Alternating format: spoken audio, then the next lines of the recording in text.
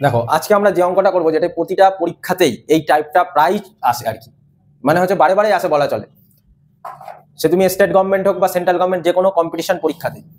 তা দেখো, এটা রেশিও অ্যান্ড প্রপোর্শন চ্যাপ্টারের খুব একটা ভাইটাল হচ্ছে টাইপের অঙ্ক এবং খুব সোজা।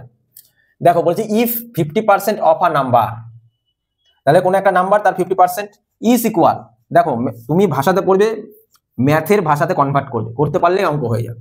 তাহলে আমাকে লিখছি 50% of a number equal to, is equal to, এই যে কথাটা বলছি ইজ ইকুয়াল টু দিলাম 1/3 of another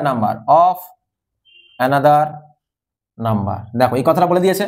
then what will be the ratio the second to first number, বলে সেকেন্ড মানে সেকেন্ড এই নাম্বারটা, সেকেন্ড আর ফার্স্ট নাম্বারের রেশিওটা কি হবে। দেখো 50% মানে কত, 50/100, অফ মানে কি গুণ, আ নাম্বার, আমি এখানে লেট ধরে নিলাম, লেট কি ধরলাম, ধরো আর কিউ ধরলাম, ধরো কিউ, তোমার মন খুশি তুমি ধরতে পারো 1/3, অফ মানে কি গুণ, অ্যানাদার নাম্বার আমি আর ধরলাম।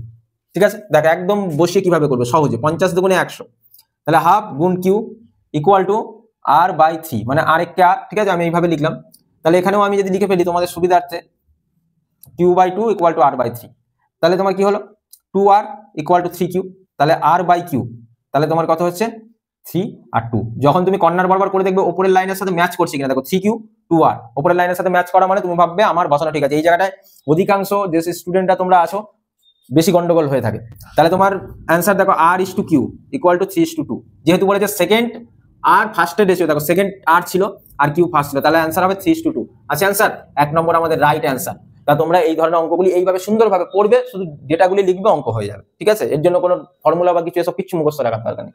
এই ছিল আমাদের রেশিও অ্যান্ড প্রপোর্শন থেকে একটা খুব ইম্পর্টেন্ট টাইপের অঙ্ক, যেটা আলোচনা আমরা করলাম।